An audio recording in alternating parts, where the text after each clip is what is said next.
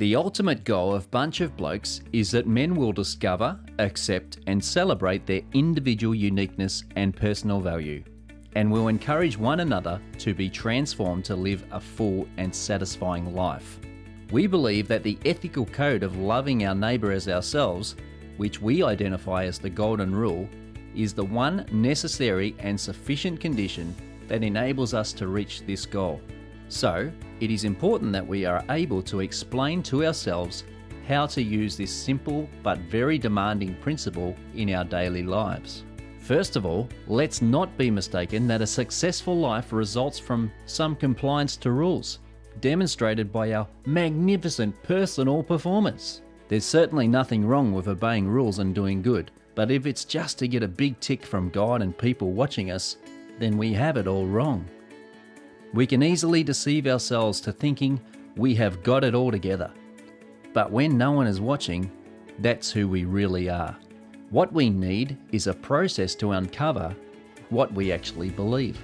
And that begins with being honest about ourselves, understanding and accepting who we are, and loving others as we are loved. This principle of self-love is grounded in the Golden Rule, which in its simplest form implies that to love and be loved is the ultimate purpose and most fulfilling pursuit of mankind.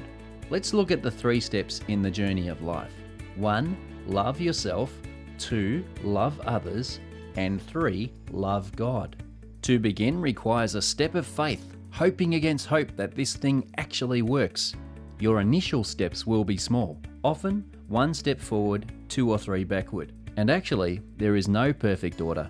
The best thing is just to begin and take whatever comes. Step 1. Love yourself.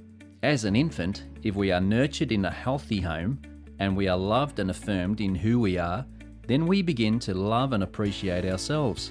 There's a good start for having a positive self-esteem. Of course, we see the opposite happen in children when they are taught by parents who don't know how to love themselves and therefore don't love others well. This dysfunction is passed down. Even if we are in a loving home, as we make progress with self-love, the ego, which can be excessively self-indulgent, starts to emerge.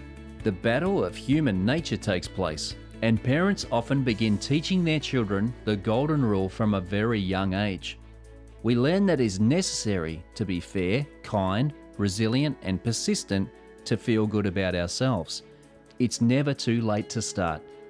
And despite our upbringing, we can discover how valuable we are, seeing ourselves differently and beginning to love ourselves, treating ourselves with kindness and respect.